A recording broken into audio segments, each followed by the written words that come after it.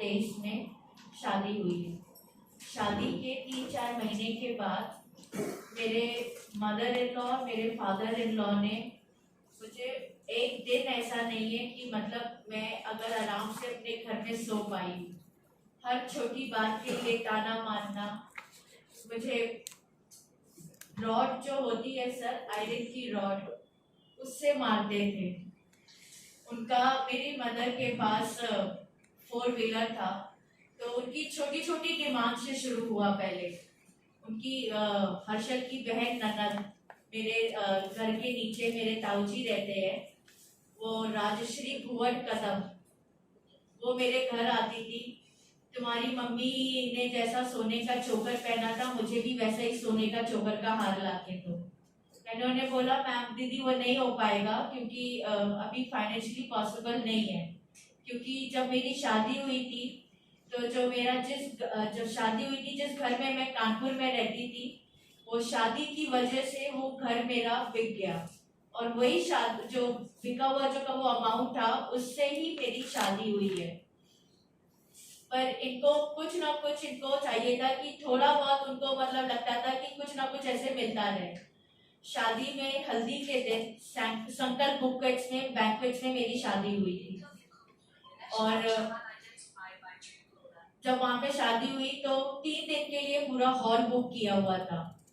तो जब उस दिन हम लोग की हल्दी थी, उस दिन उन लोग ने एक दिन पहले लोग ने शर्त रखी कि हमारे यहाँ शगुन लिया जाता है, महाराष्ट्र में ये शगुन होता है, तो तब टोकरी सिस्टम रहता है। तो 25 लाख पहले इन्होंने बोला था, पर मेरे फादर ने बोला कि अभी एकदम से हम नहीं कर पाएंगे। तो उसमें फिर बहुत कहासुनी हुई, तब फिर 15 लाख में मेरे फादर इन लॉ राजी हुए। तो ड्राई फ्रूट्स के साथ 15 लाख उन्होंने शगुन लिया था। उन्होंने बोला ये मतलब महाराष्ट्र का रहता है, टोकरी देना ही देना होता है आपको। वो 15 लाख देने के बाद फिर बाकी की रस्में वगैरह चालू हुई थी, क्योंकि उसके जब तक वो कह रहे थे आप शगुन नहीं करेंगे, शादी की रस्में हम लोग स्टार्ट नहीं करेंगे। फिर शादी के 3-4 महीने के बाद इनकी ननद लगातार हमारे घर में आती रहती थी।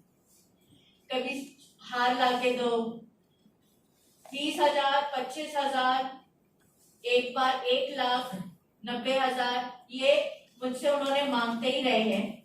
और 25,000, 30,000, 50,000 मेरे फादर ने उनको दिया है। उसके बाद जब नहीं हो पाया तो मैंने अपने पापा को बोला कि बहुत ज्यादा ये लोग बोल रहे हैं, क्योंकि ये चीज अगर जब मैं उनको मना किया, जब मैंने तीन रकम देने के बाद जब मैंने उन्हें मना किया, तो हाथ छोड़ने पे आ गए। जब पापा को मैंने अपनी ये चीज बताई तो उन्होंने बोला ठीक है मैं आता हूँ। तो फिर मेरे फादर इन लॉ ने मेरे पापा को फोन करके वो बोल रहे हैं अपनी लड़की को यहाँ से लेके जाओ, जब तक ये पैसे नहीं दोगे, या फिर वो चोकर का हार जो राजश्री भुवन कदम मेरे नीचे रहती थी, उनको ये तुम ला के नहीं देते हो, तो ये लड़की आनी रहेगी, इसको अपनी माँ के घर भेजो। इस बात पे मेरी बहस हुई जब मेरी मदर इन लॉ और फादर इन लॉ से। तो उन्होंने मेरे कपड़े उतार के मेरा वीडियो बनाया,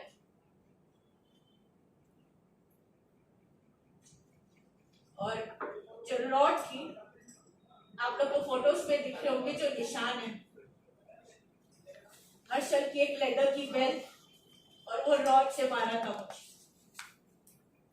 मेरी ननद मुझसे कहती है अगर तेरे को इतनी प्रॉब्लम हो रही है तो चोकर का हार 50,000 मुझे दे दो, बात यहीं पे खत्म हो जाएगी।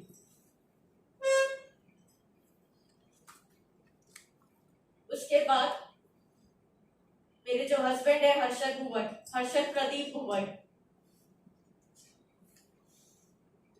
वो मुझसे बोलते हैं, मैं एक्चुअली रूम में सो रही थी अपने, तो ये एकदम से आए, मेरे कपड़े उतारने लगे। एकदम से जब मैं जागी और जब मैं बोली क्या हुआ,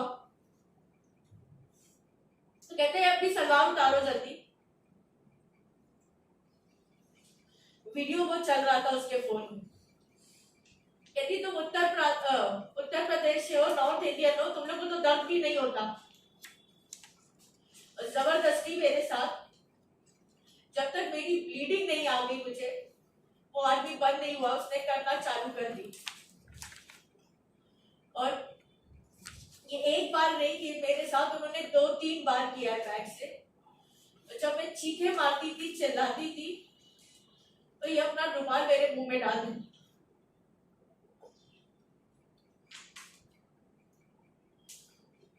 दरवाजा खुला रहता था और जब मैं इसकी माँ को आवाज देती थी, टीवी का वॉल्यूम बढ़ा देती।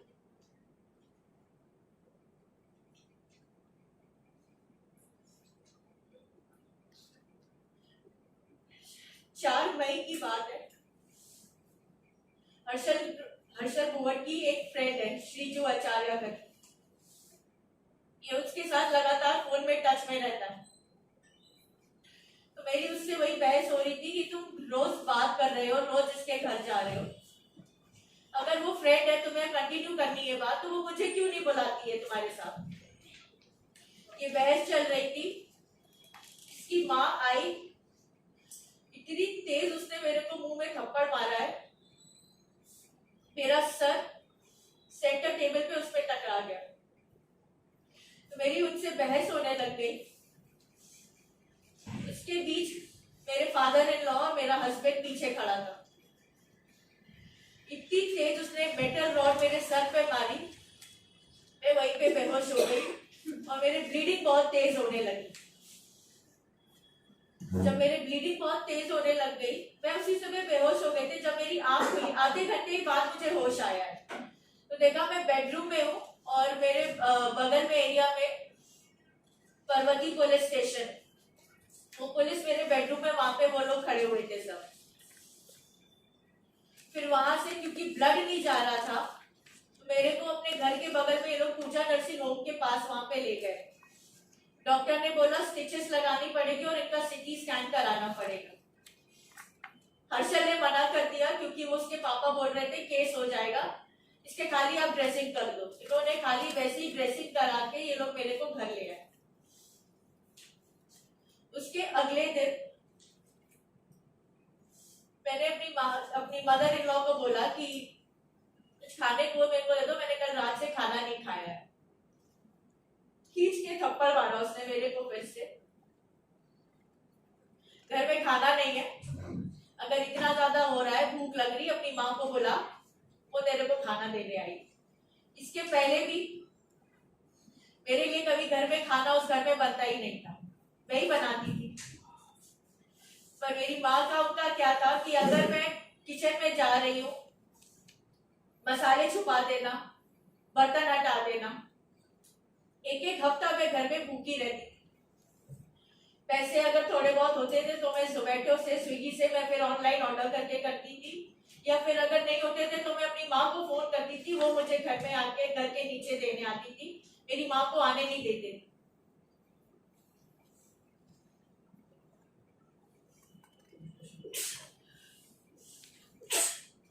इसके बाद फिर मैंने पर्वती पुलिस स्टेशन में, मैंने वहां पे भी उनको बोला। तो मेरे को पहले मैंने बोला था मुझे एक लेडी इंस्पेक्टर चाहिए, पर उन्होंने मुझे लेडीज इंस्पेक्टर नहीं दिया। सुभाष शिंदे है, लक्ष्मी नगर नेहा कैफे के सामने एरिया इंचार्ज है, वो मेरे को उन्होंने अलॉट करके दिया। उनके पास मैं गई, जब उनको मैंने बताया तू उत्तर भारत की है, तो यहाँ क्यों आई है? उत्तर भारत में कोई लड़का नहीं मिला तो तूने महाराष्ट्र के लड़के से शादी कर ली? मैं जो बोल रही हूँ, मेरे को जितना सुनना था मैंने सुन लिया, अब जाओ, मैं एफआईआर लिख लूंगा। एफआईआर की उन्होंने मुझे रिसीविंग भी नहीं दी जो उन्होंने लिखी थी। जो ये एफआईआर आपको दिख रही है, ये पर्वती पुलिस स्टेशन में लिखी थी, वो भी जो मैंने बोला वो भी नहीं है। उन्होंने अपने चेंजेस है, जो मेटल रॉड से मेरे सर पे मारा था, वहां पर्वती पुलिस स्टेशन ने लिखा है कि हाथ से मारा है। उनको मैंने बॉडी के मार्क्स उस समय पूरे अच्छे से विजिबल थे, उनको दिखाया। हाँ, ये हमें दिख रहा है, आपको अपने इसमें लिख दिया है। बाकी जो होगा, जो आपका एरिया इंस्पेक्टर इंचार्ज है, वो आपको आपसे रिपोर्ट लेगा और वो आपको उसमें कर देगा। 2 महीने में लगातार सुभाष शिंदे से मैं मिलती रही, पर उसने मेरे को वो ऐसे धुतकारता था जैसे कोई गली का कुत्ता। मैं अपने घर गई, मम्मी पापा के यहाँ, नीचे चैनल पे ताला, ऊपर जा रही हूँ वहां पे ताला। मैंने माँ को बोला कि उनको फोन किया तो फोन नहीं उठा रहे।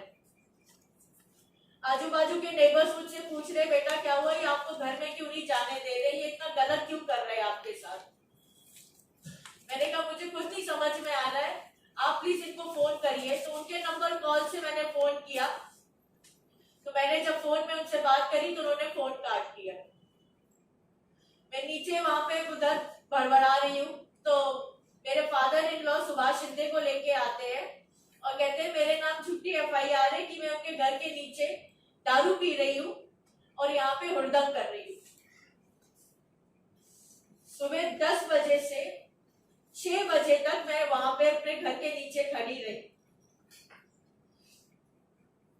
भूखे पेट मैं वहां पे खड़ी वेट कर रही हूँ। हस्बैंड को लगातार कॉल कर रही हूँ तो फोन नहीं उठा रहा है, मदर इन लॉ को फोन कर रही हूँ वो फोन नहीं उठा रहा है, फादर इन लॉ को फोन कर रही हूँ तो वो फोन नहीं उठा रहा है। नीचे जो ताऊ जी और उनकी बहन रहती है उनको फोन कर रही हूँ तो वो कह रहे हैं हम लोग को इनसे मतलब नहीं है, क्योंकि हम लोग के साथ इनका नेचर अच्छा नहीं है और तुम्हारी मदर इन लॉ का नेचर तो बहुत अच्छे से जानती है, वो किसी को अपने घर आने नहीं देती है, तो तुमको जो करना है तुम अपने हिसाब से करो, हमारा कोई लेना देना नहीं। ऐसा मैंने 3-4 बार अपने घर पे जब मैं गई, मेरे को आने नहीं दिया। मेरे चेस्ट पे धक्का मार के मेरे फादर इन लॉ कह रहे हैं जब पैसों का इंतजाम हो जाए या हर्षल को गाड़ी दिला दोगे तब इस घर पे आना।